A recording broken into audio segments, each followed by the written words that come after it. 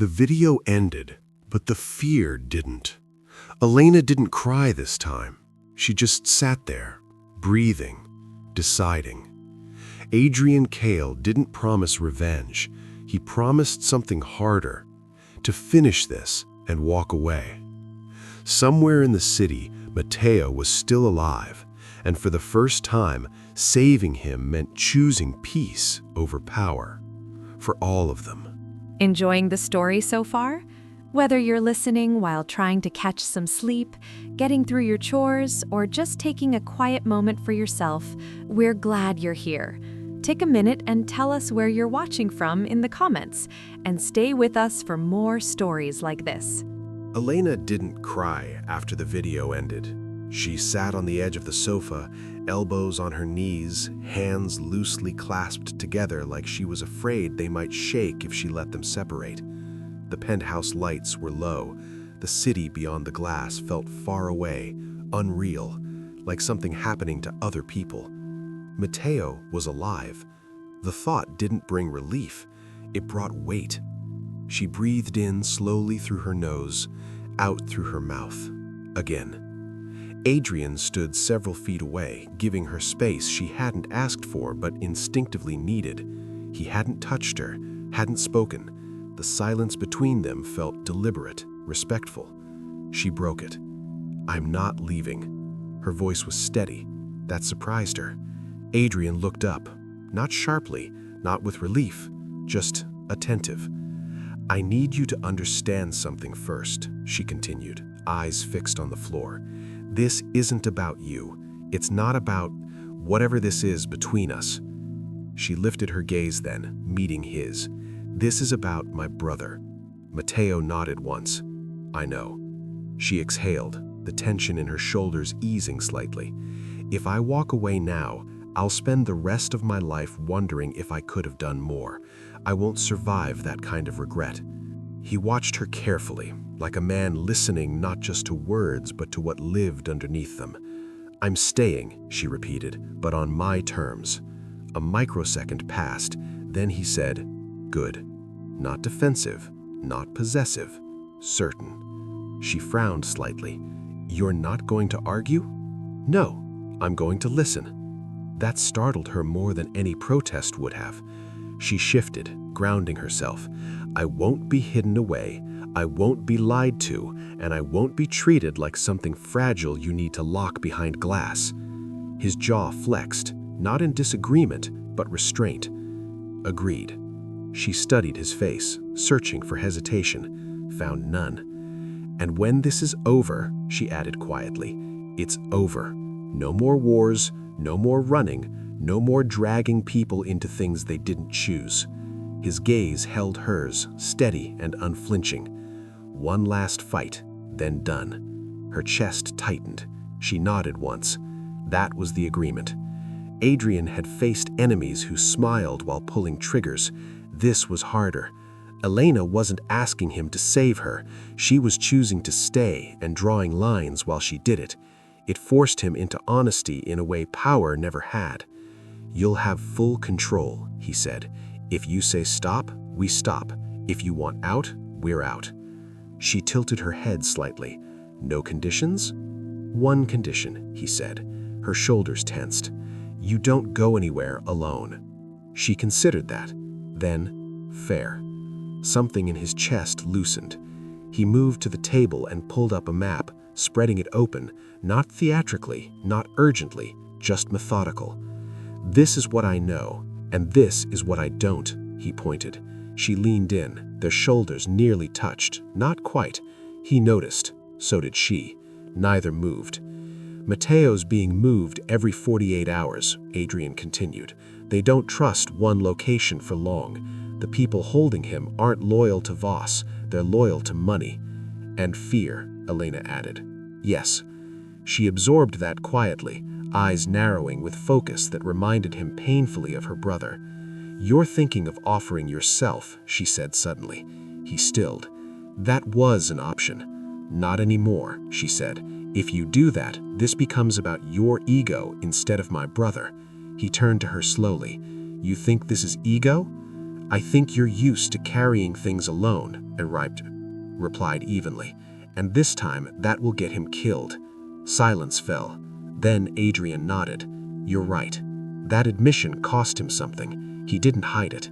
We do this clean, quiet, no bodies, no spectacle."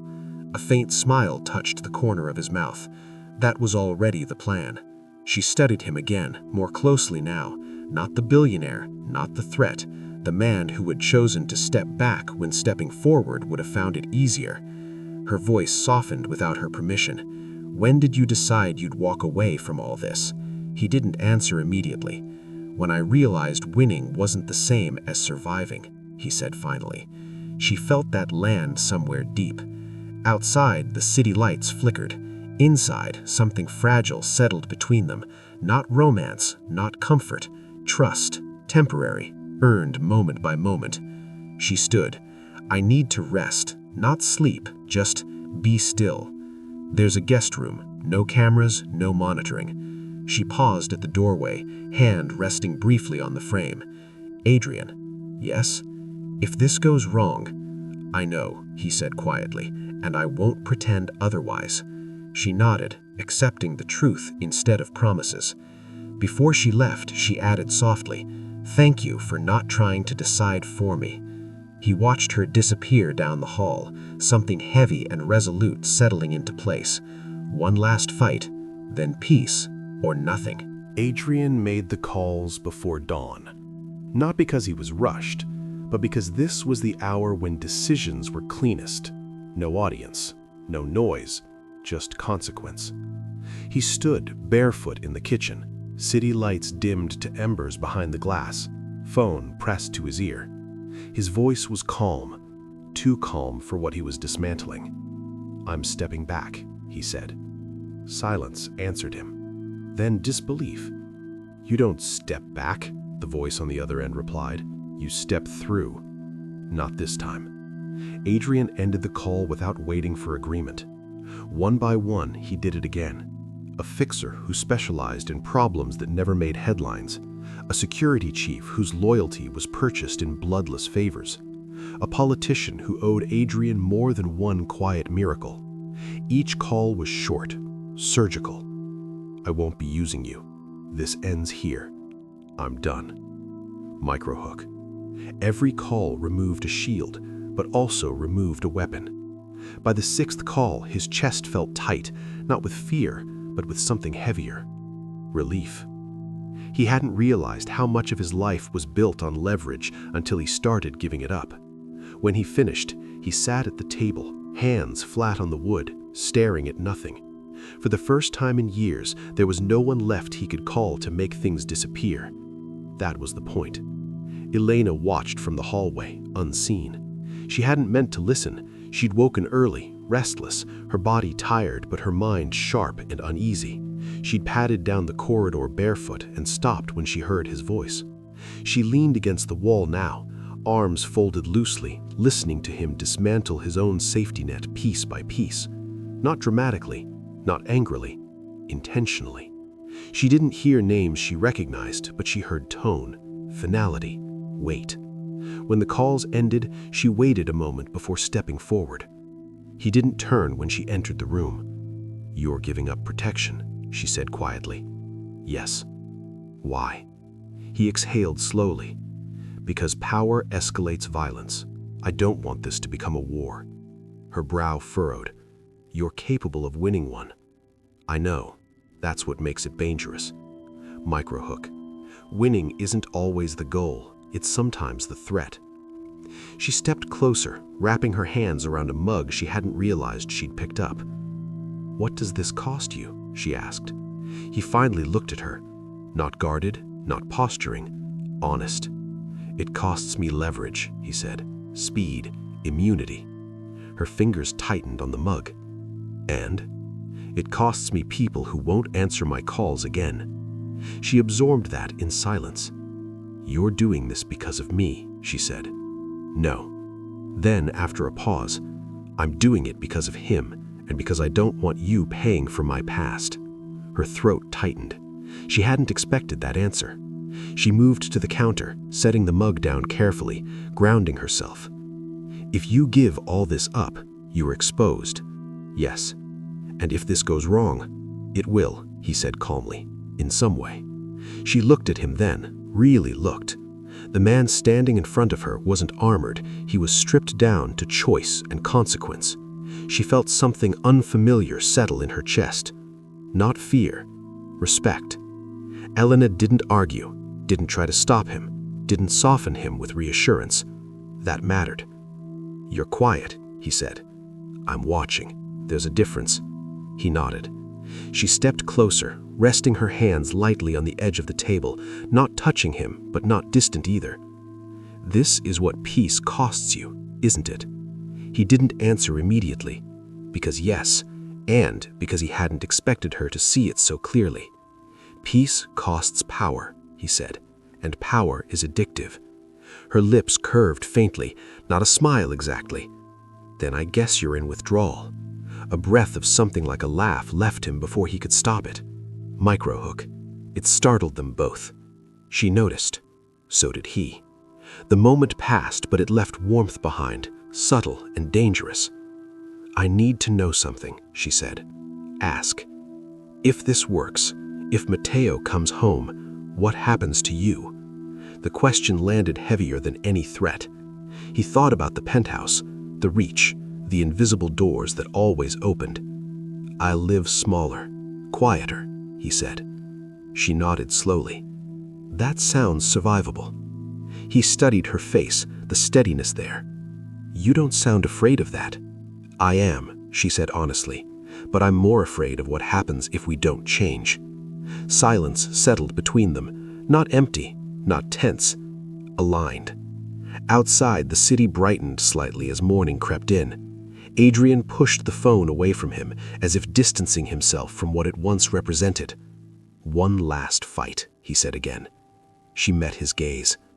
"Then we choose peace," she replied. Not hopeful, not naive, resolved. And for the first time since this began, Adrian believed that peace wasn't weakness. It was discipline. Elena listened to the audio again with her eyes closed. Not the video. She couldn't bear the frozen frame, just the voice. Matteo's breathing came through first, ragged, uneven, like he was speaking around pain he didn't want to name. The sound alone hollowed her chest. She pressed her thumb into the seam of the sofa, grounding herself, counting breaths that weren't hers. "I'm alive, but not for long if you don't listen." Her shoulders tightened. She didn't cry. She hadn't since the night before. Tears felt like something she could afford only after he was safe. She let the message play, not for answers, for proof. She needed to know what had been taken from him without seeing it. When the audio ended, the room felt too still. She opened her eyes. Adrian stood by the window, hands loosely clasped behind his back, gaze fixed on the city as if it could offer distance. "Play it again," she said. He turned, hesitated, then nodded and restarted the audio. Matteo's voice filled the room once more. This time, Elena focused on what wasn't said, the pauses, the careful phrasing, the way he skipped details like stepping around broken glass. "He's censoring himself," she murmured. Adrian's jaw flexed. "Yes. He doesn't want me to picture it." "No." She swallowed. Her throat burned, not with tears, but with restraint. "What did they do to him?" she asked quietly. Adrian didn't answer immediately. She waited. "He was moved often," he said, at last, "kept disoriented, isolated. They used silence more than pain." Her fingers curled into her palm. "That's worse," she whispered. "Yes." She pressed her lips together, nodding once as if sealing the thought away. "He sounds older." Adrian's gaze flicked to her. "He is," he said. "Not in years, in weight." The room felt smaller. She reached for the folded note again, smoothing the crease with careful fingers. Matteo's handwriting wavered in places, not shaky, controlled, like someone writing slowly to keep himself steady. "He still sounds like himself," she said. Adrian's jaw flexed. What does that mean? It means they didn't take his center. He's scared, but he's still choosing his words, still thinking about consequences, still protecting me. Her breath caught. That's my brother. Microhook. If he's still protecting her, what has it cost him? Adrian listened differently, not for comfort, for pattern. He replayed the audio through a secure program, isolating background sounds, a distant hum, the echo of a room too wide, footsteps that passed but didn't stop. Mateo wasn't alone, but he was contained. Listen to this, Adrian said quietly, angling the device toward Elena. He replayed a short segment, Mateo's breath hitching, then a pause, then his voice lowering. That's when someone enters, he said. He doesn't look, he doesn't speak differently. He's learned not to react. Elena's stomach twisted. That means he's been watched for a long time, she said. Yes. She didn't flinch, didn't look away. Adrian felt a strange mix of pride and dread. He also changes his phrasing when he mentions me, Adrian continued. To protect you, Elena said. To protect you, Adrian corrected. She glanced at him. Something passed between them, recognition without comfort. He blames himself, she said. Yes. And you blame yourself, she added. He didn't deny it. I recruited him through an intermediary. I thought I was insulating him. You weren't, she said gently. Not accusing. Accurate. No. Silence stretched. Heavy, but not hostile. Elena said after a moment, I don't need details. I don't need to know what he saw or where he slept or how long the days felt. She folded the note carefully and held it against her chest. I just need to know he wasn't alone the whole time. Adrian's voice was low. He wasn't. She closed her eyes, breathing that in. Did you talk to him? Yes. When? Before he disappeared. Her eyes opened. What did he say? Adrian hesitated. He asked if there was a way out. Not immediately, eventually. Elena nodded slowly. And you told him? I told him yes, and I meant it. Her shoulders dropped a fraction. Then he trusted you. He trusted me, and that trust kept him alive longer than it should have. Microhook, trust as a survival tool. Elena turned toward the window now, standing beside him without touching. Then we don't waste it. No. They stood there, side by side, listening to the city breathe. Elena broke the quiet. When he comes home, he won't be the same. No. And neither will we. Adrian glanced at her. Does that scare you? She thought about it, then shook her head. It tells me we're doing the right thing. Her steadiness grounded him more than any plan. He watched the reflection of both of them in the glass, two figures, close but not entwined, held together by purpose rather than promise. Mateo's voice still echoed faintly in the room. Alive, enduring, waiting. Adrian turned back to the table and closed the laptop gently. Next, we plan. She nodded, but before they moved, she placed the note back in the box, carefully, reverently, like she was setting something fragile down for safekeeping. Her voice was quiet, certain. He survived this. We survived the rest. The plan didn't begin with maps or weapons. It began with subtraction. Adrian cleared the table of devices he wouldn't use, phones tied to old networks, contacts that came with noise, systems that escalated situations by existing. What remained was sparse. One secure laptop, a burner phone, and a thin folder he hadn't opened in years. Elena watched without interrupting. That mattered. Violence invites attention, Adrian said, more to the room than to her. Attention gets people killed. She nodded once. So we don't announce ourselves. No, he agreed. We narrow the field until there's nothing left to hide behind. He opened the folder. Inside were receipts, shipping logs, and a single hand-drawn diagram. Not impressive, not dramatic. Effective. These men move money like freight, he said. slow, predictable, disguised as routine. Elena leaned closer, eyes scanning the page. She didn't rush, she absorbed. "You're assuming they'll keep doing what's worked," she said. "Yes." "That's not an assumption," she added quietly. "That's habit." He glanced at her. "You've seen this before. I've cleaned houses where the same mistakes repeat. People don't change systems they think are invisible." Microhook. She understands patterns without touching power. Adrian slid the diagram toward her. "Show me where it breaks." She hesitated only a second before tracing a finger along the lines. Not fast, not uncertain. "Here," she said, tapping a point near the edge. "This transfer." "That's the safest part. Low value, no oversight." "Exactly.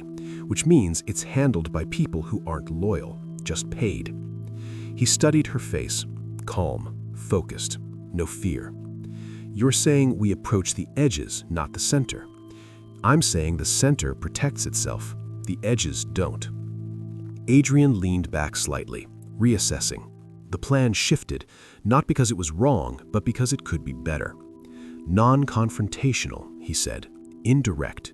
And quiet," she added. "No sudden moves." He nodded. "You'd handle the verification." She looked up. "Me?" "You notice what others miss," he said simply, "and you're not threatening." Her mouth curved faintly. Not pride, not humor, acceptance. "I can do that." She hadn't expected him to trust her this way, not with words, but with structure. Adrian moved with discipline, but he let her set the pace where it mattered. He didn't interrupt when she thought aloud, didn't rush her conclusions. When she paused, he waited. That was new. She pulled up a ledger on the laptop, cross-referencing names with dates, her finger tapping lightly as she worked. "This name repeats," she said. "Not often, enough to be overlooked." Adrian stepped closer, shoulder near hers, not touching. She felt the warmth anyway. "He's a courier," he said, "disposable." "Not to them," Elena replied, "to the system. He's consistent. That means he wants stability." Microhook. Stability can be leveraged without threats. Adrian watched her work, the way she leaned in, the way her brow furrowed only when something truly didn't make sense. "You're calm," he said. "I don't have the luxury of panic. Panic is loud." He considered that. "What happens if this goes wrong?" She didn't look up. "Then we stop." "No second chances?" She met his eyes. "No improvising. If the pattern breaks, we walk away." He nodded, agreed. The words settled between them like a handshake. She continued, "I'll reach out through a neutral channel, not pressure, curiosity." "You won't reveal yourself?" "No," she said. "I'll let him talk." Adrian exhaled slowly. "You're putting yourself in proximity." "I know." He waited. "And you're okay with that?" he asked. She didn't answer right away. When she did, it was honest. "I'm okay with purpose." He studied her for a long moment, not to weigh risk, but to acknowledge resolution. "Then I'll be near," he said, "out of sight." "That's fine," she replied. "Just don't step in unless I ask." He didn't bristle, didn't argue. Understood.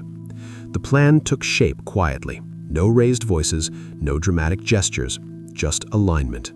When they finished, the table looked bare again, simple. Elena closed the laptop and rested her hands on the surface, grounding herself.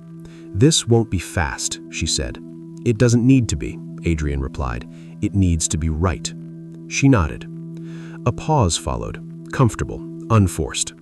"Thank you," she said finally. "For what?" "For not trying to carry this alone." He held her gaze. "Thank you for not letting me." The trust wasn't loud. It didn't ask for anything. It simply existed, built from restraint, intention, and the shared understanding that peace required discipline long before it required courage. Elena gathered the papers and placed them back in the folder, careful, deliberate. "When this is over," she said softly, "I want a life where planning doesn't involve escape routes." Adrian's expression softened, not with promise, but with possibility. "So do I." They stood there for a moment longer, the city breathing around them, the plan resting quietly between them, solid, contained, ready. Not for war, for an ending. The warehouse wasn't guarded the way movies promised. No floodlights, no shouting men with weapons drawn. Just a chain-link fence humming softly in the wind and a single security light that flickered like it might give up at any moment.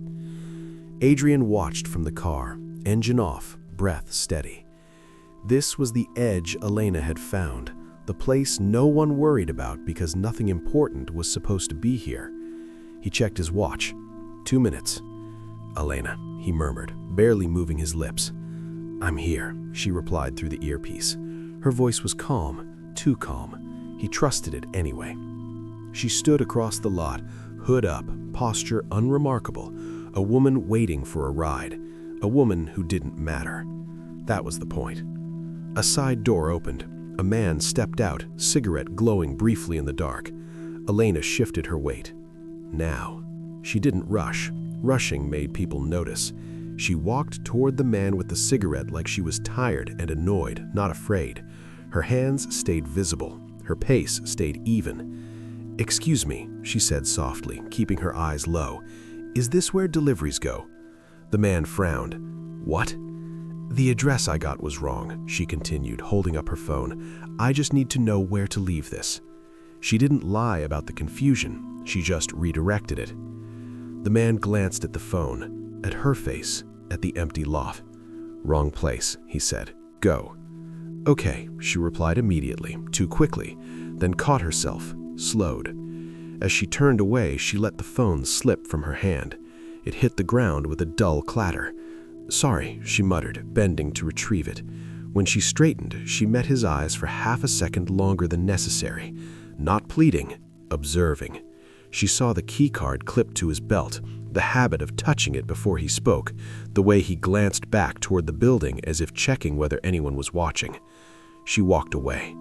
Her pulse didn't spike until she reached the car. "He's a creature of routine," she whispered.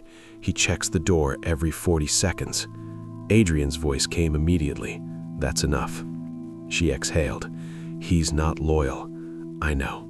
She didn't ask how. The door opened when expected. No alarms, no resistance. Inside, the air was stale, old oil, damp concrete. Adrian moved without urgency. Urgency led to mistakes. He followed the sound he'd memorized from the audio, the faint hum, the echo of space. He found Matteo in a room too clean for comfort, chained to a chair, head slumped forward, breathing shallow but present, alive. Adrian crouched in front of him, didn't touch him yet. "Matteo," he said quietly. Matteo's head lifted, his eyes focused slowly. "You came," he rasped. "Yes." Matteo swallowed. "She... okay?"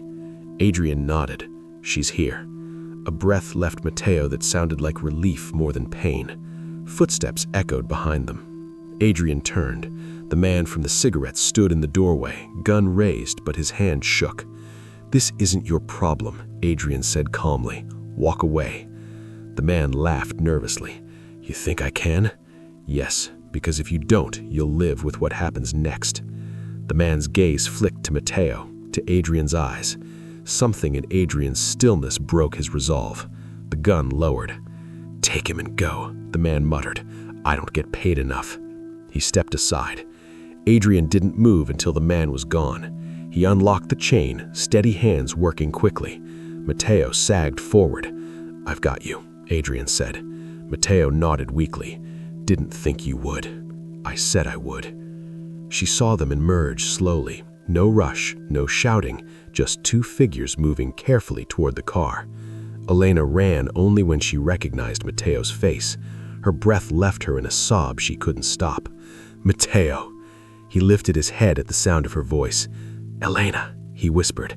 She reached him and dropped to her knees, hands hovering before finally touching his shoulders, his face, his hair, proof he was real.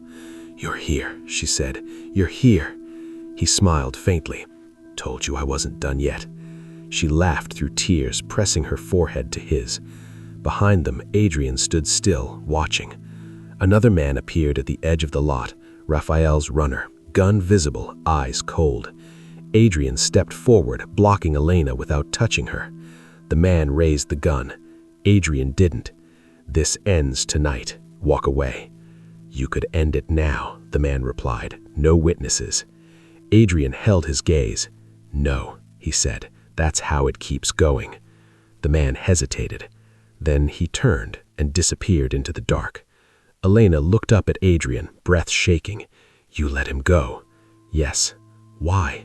Because peace begins with restraint, he replied. She nodded, understanding settling deep. They got Matteo into the car. As they drove away, Elena watched the warehouse disappear in the rearview mirror. The night didn't chase them. It let them leave. Hospitals had their own kind of silence. Not absence of sound, but the hum beneath it. Machines breathing for people who couldn't. Shoes squeaking softly against polished floors.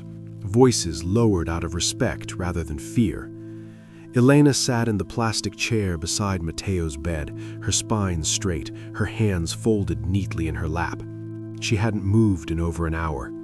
Matteo slept. His chest rose and fell beneath thin white sheets, slow and steady. An IV line disappeared into his arm. His face was bruised, lips split, but relaxed in a way she hadn't seen in years. Alive. She watched his breathing like it was the only rhythm left in the world. When the nurse finally nodded and said, "He's stable," Elena thanked her politely, too politely. Manners were the only thing holding her upright. She waited until the door clicked shut. Then her hands began to shake, not violently, quietly, as if the fear had been waiting for permission. She pressed her palms together, willing herself to breathe. In, out. Her chest tightened instead. She stood too quickly, the room tilting, and walked into the hallway before the sound could escape her. She didn't want Matteo to wake to the sight of her breaking. She made it 3 steps past the door. Then her knees gave out. She slid down the wall, breath tearing out of her in sharp, ugly sobs she couldn't control. Her hands flew to her mouth too late. The sound escaped anyway, raw, fractured, full of everything she hadn't let herself feel. She folded forward, forehead pressed to her knees. "I thought I lost you," she whispered to no one. "I thought I lost you." Her shoulders shook, tears soaked into the fabric of her sleeves. Her body curled in on itself like it finally understood it was allowed to stop fighting. A presence settled beside her. Not abrupt, not loud. Adrian sat down on the floor next to her, his back against the wall, knees bent. He didn't touch her, didn't speak. He was just there. She felt it before she saw it, the warmth, the weight of someone choosing not to leave. Her sobs came harder. She leaned sideways without thinking, her shoulder brushing his arm. He didn't move away. He stayed. Adrian counted her breaths, not because he thought it would fix anything, but because it gave him something to anchor to while she unraveled. He watched the way she folded into herself, the way grief finally found its voice once safety arrived. He recognized it. He'd seen it in men who survived things they weren't supposed to. The breaking always came after. He didn't interrupt it, didn't offer words, didn't reach for her, because this wasn't something to be solved. It was something to be witnessed. When her breathing stuttered, he adjusted his posture slightly so she could lean without falling. When her hand brushed his sleeve, he stayed still enough not to startle her. Minutes passed, maybe more. Eventually, her sobs softened into quiet, uneven breaths. Her shoulders slumped, exhaustion settling in now that the adrenaline was gone. She whispered, barely audible, "I didn't know how heavy it was until it stopped." Adrian didn't answer. He knew better than to fill the space. She wiped her face with the heel of her hand, embarrassed, then laughed weakly at herself.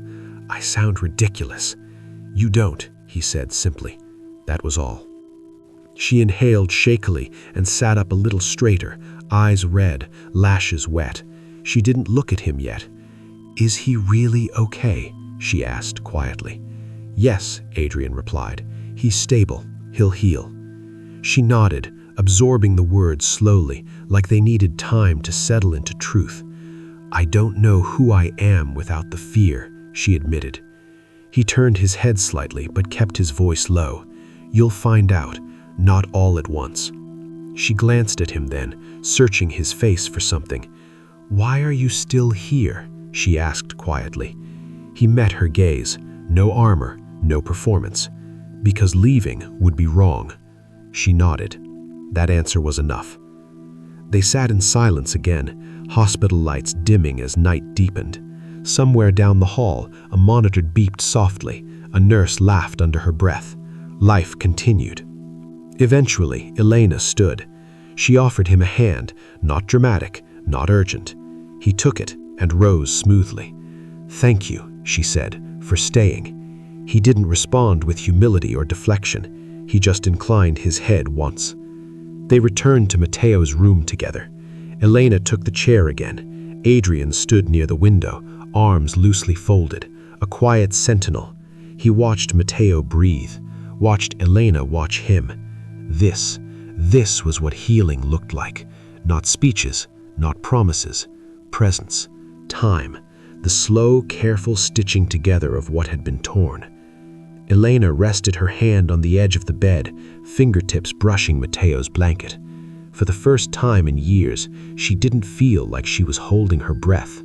And for the first time in a very long time, Adrian Cale didn't feel like he needed to leave before the quiet caught up to him. They stayed. And something real began, softly, without announcement, right there in the hospital silence. Adrian waited until Matteo was asleep again. The room was dim, lights lowered, the city outside reduced to a scatter of distant reflections. Elena sat by the bed, her posture looser now, less braced. When she finally stood and stepped into the hallway, Adrian followed without a word. They stopped near the vending machines, too bright, too ordinary. The kind of place where truths didn't echo, they just existed. "I need to say this," Adrian said. She didn't answer immediately. She folded her arms loosely, not defensive, just contained. "Go on," she said. He took a breath, not steadying himself, accepting what came with it. "When I recruited your brother, I didn't know who he was beyond his usefulness," Adrian said. "I didn't ask enough questions. I didn't look far enough past the results." Elena's gaze stayed on his face. She didn't interrupt. "I told myself I was protecting him by keeping a distance," he continued, "by using intermediaries, by keeping his name out of my direct reach." A pause. "That was convenient," he added quietly, "for me." Her jaw tightened, not in anger, but recognition. "I sent him into danger, not intentionally, not carelessly, but knowingly." The words landed between them, heavy and unsoftened. "I didn't force him," he went on. "He chose to help, but the choice existed because I put it there." Elena swallowed. "And when things went wrong," Adrian said, "I didn't stop soon enough. I believed I could fix it later." His voice lowered. That belief cost him years of his life. She looked away for the first time, not to escape, but to breathe. He didn't follow her gaze. He stayed where he was. "No excuses," he said. "No explanations that make it smaller than it is. I made decisions with other people's lives attached to them, and I lived comfortably while those consequences unfolded elsewhere." Silence stretched. Adrian felt it press against his ribs, familiar and deserved. "I don't ask you to forgive me," he said. "I won't ask you to understand it. I only want you to know that I see it clearly now." Elena nodded once, slowly. "That matters," she said. He met her eyes again. "But it doesn't fix it," she added. "No," he agreed. They stood there, the fluorescent lights humming above them, the smell of disinfectant sharp in the air.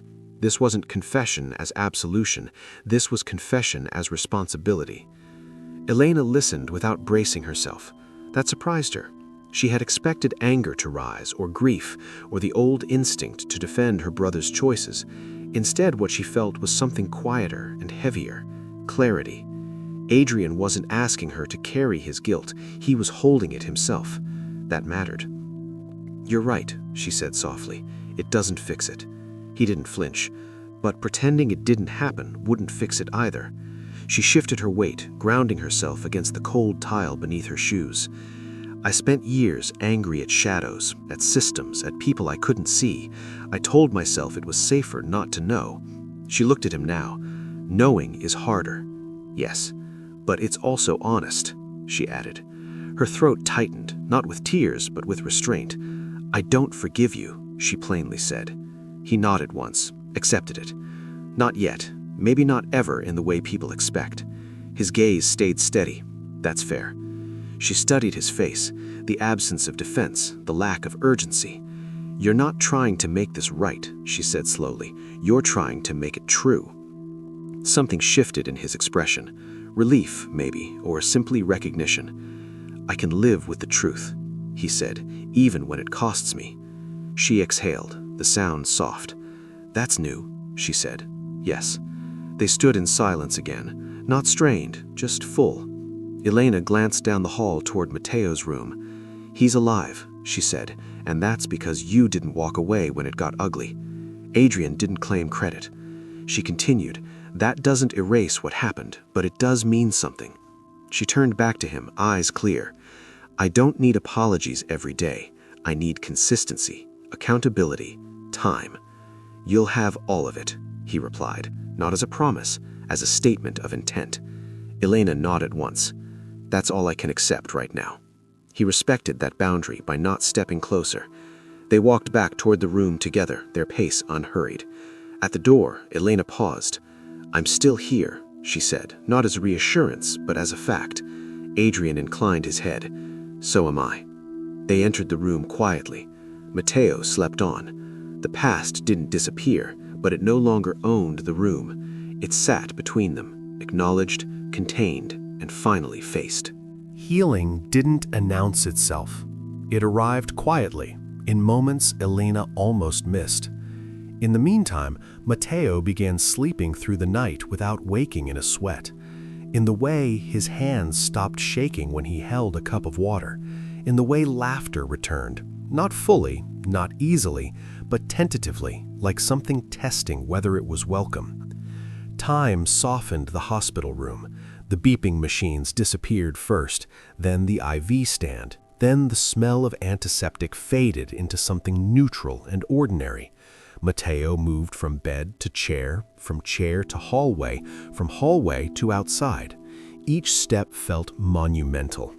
Elena walked beside him without hovering. She learned when to offer an arm and when to let him find his balance alone. Some days he wanted silence. Some days he talked about nothing important, weather, food, memories that didn't hurt. She let him choose. That was part of healing too. When he was discharged, they didn't return to the penthouse.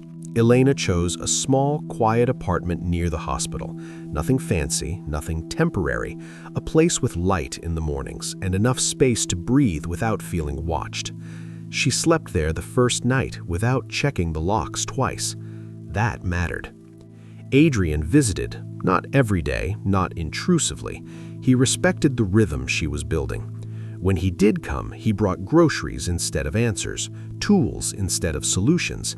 He fixed a loose cabinet hinge without being asked, replaced a flickering light bulb, left before the quiet became crowded. Elena noticed. She noticed everything. Matteo did too. You trust him, Matteo said once, casually, as if commenting on the weather. Elena paused, then nodded. I trust his actions. Matteo smiled faintly. Good. Stepping back felt like learning a new language. Adrian resigned from the boards without ceremony. He transferred responsibilities instead of holding on to influence he no longer needed. Meetings disappeared from his calendar, replaced by open hours he didn't immediately know how to fill. At first, the quiet unsettled him. Then it steadied him.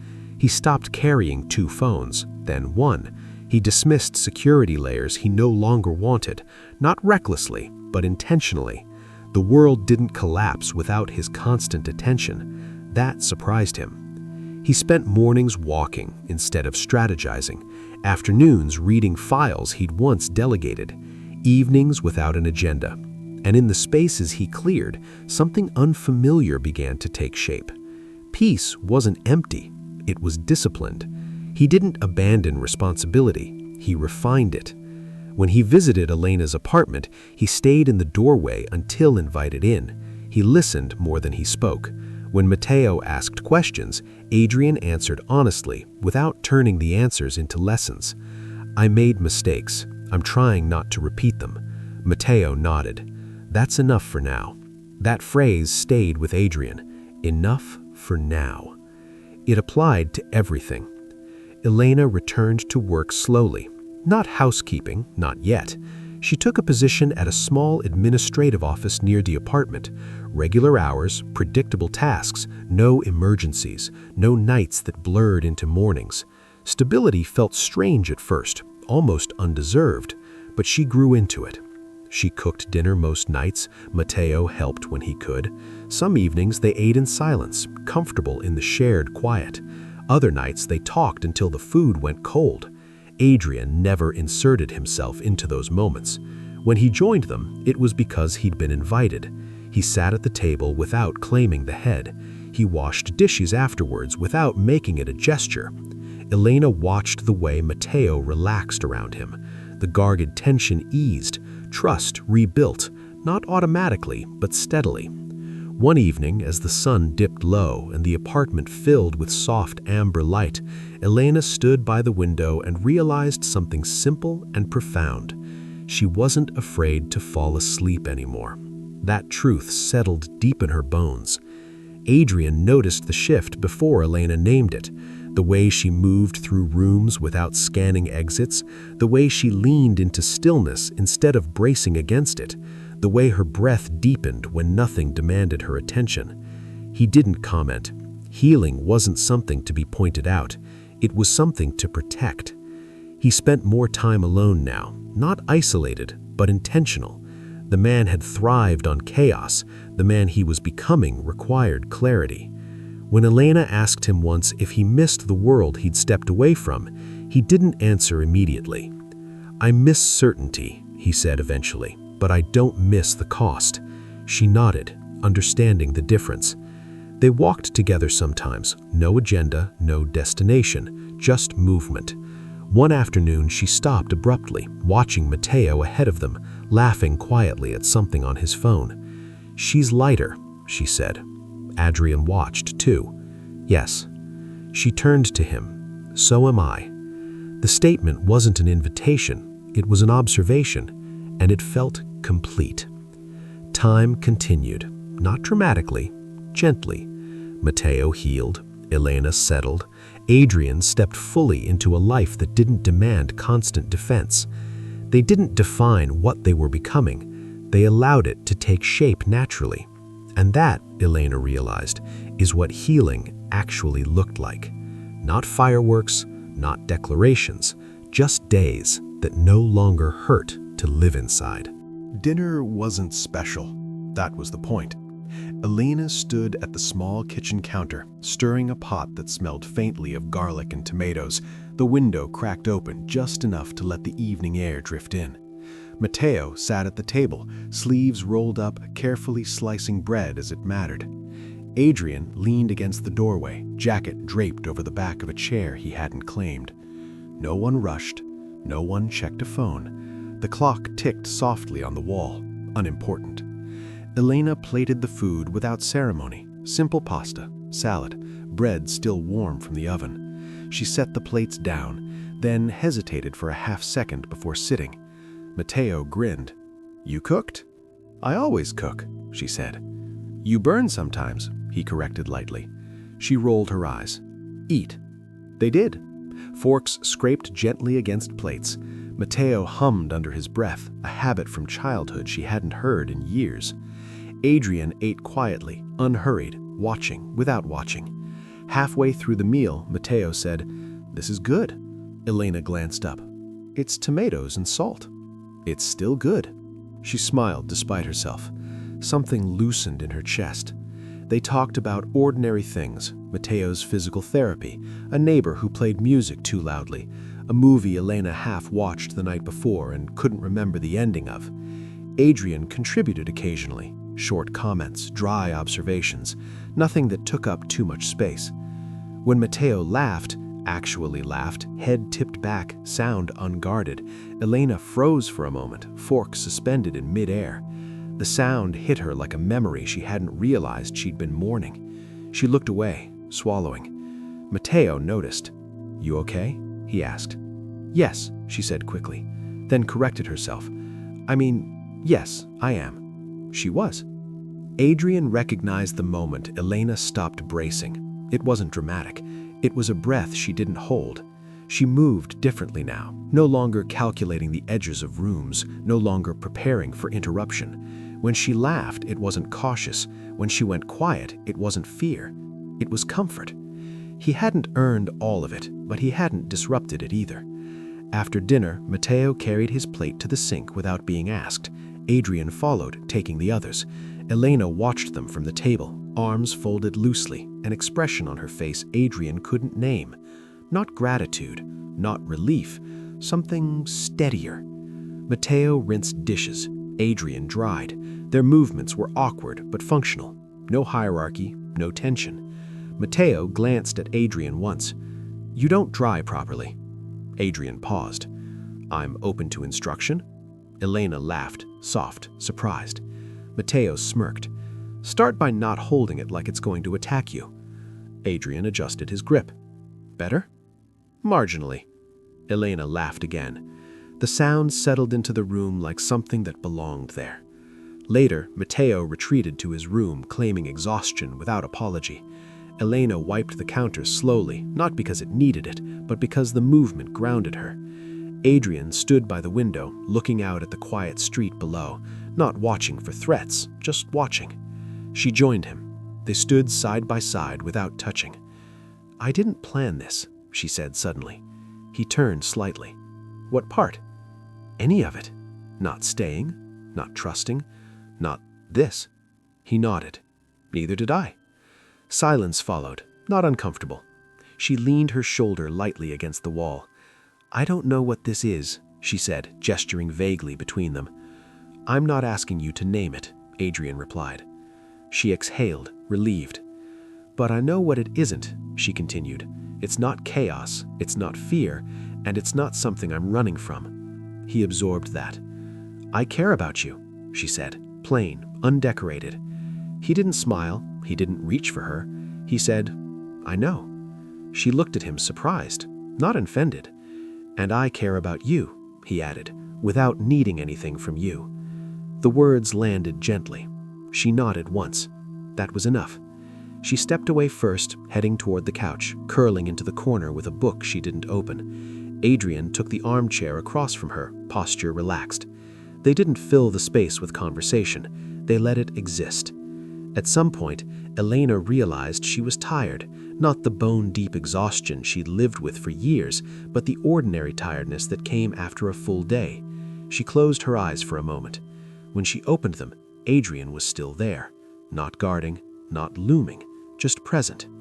This was what remained when everything else fell away. No deals, no leverage, no urgency, just people choosing to sit in the same room. Adrian once believed love was something loud, claimed, defended, proven through action that bordered on destruction. He knew better now. What he felt wasn't ownership, wasn't a rescue. It was alignment. He watched Elena breathe evenly, the book slipping slightly in her lap, her head tilted back against the cushion. He didn't move closer, didn't need to. The room held them both.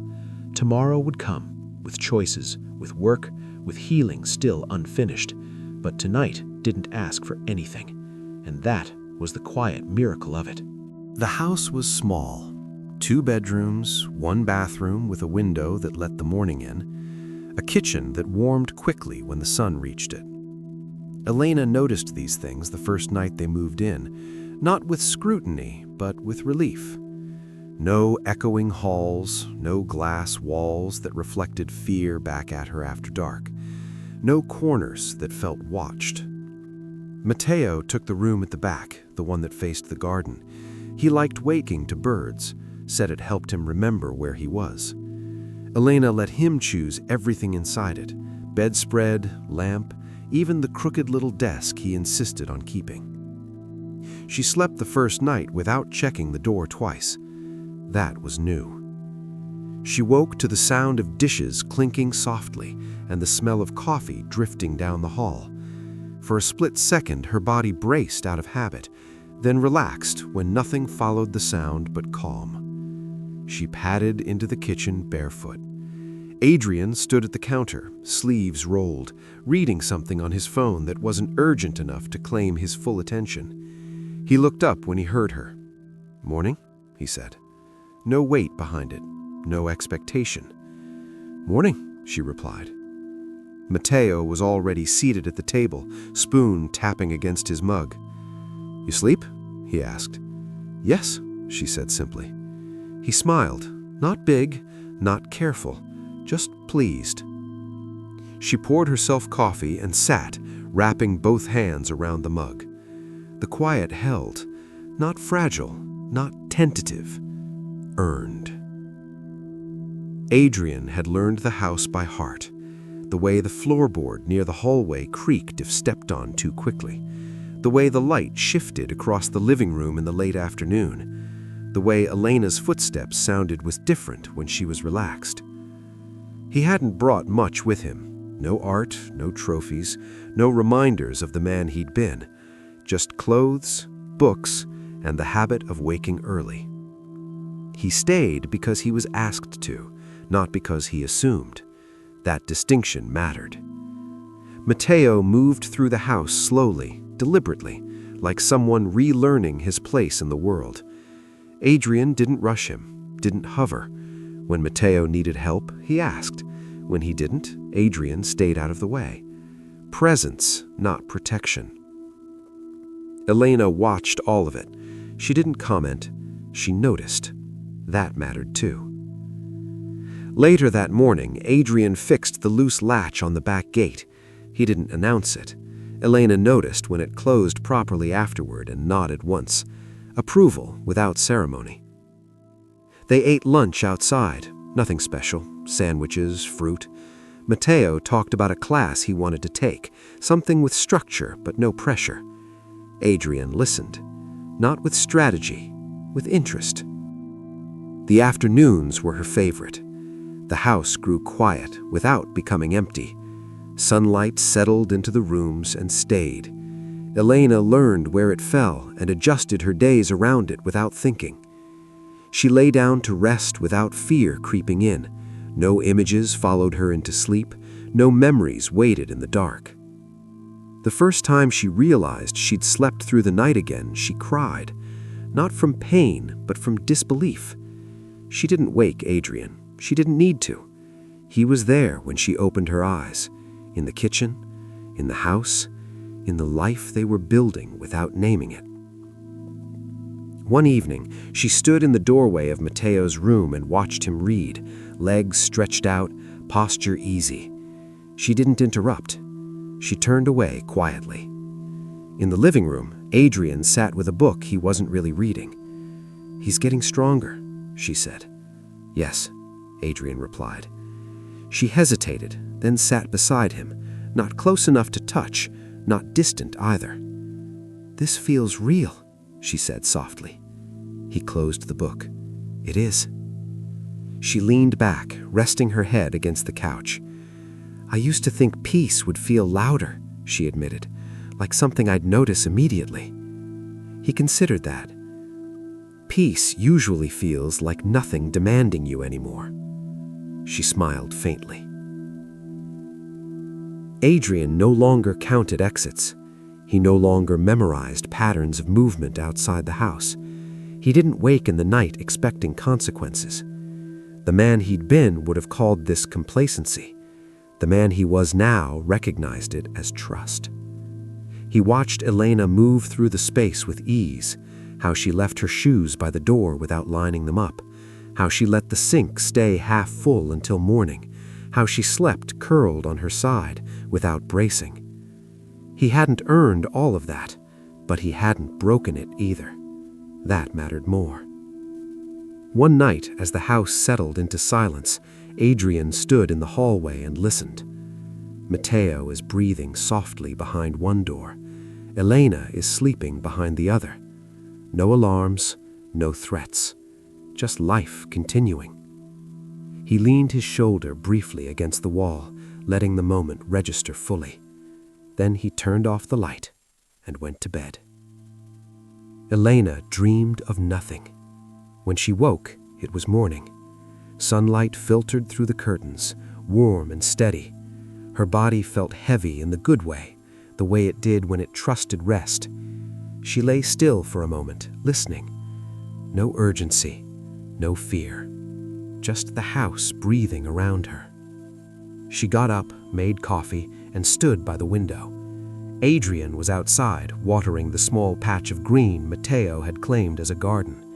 Matteo stood nearby, giving instructions that Adrian followed without complaint. Elena watched them with a quiet certainty settle into her chest. This wasn't a rescue. It wasn't redemption. It was a choice. She slept because she wasn't afraid anymore.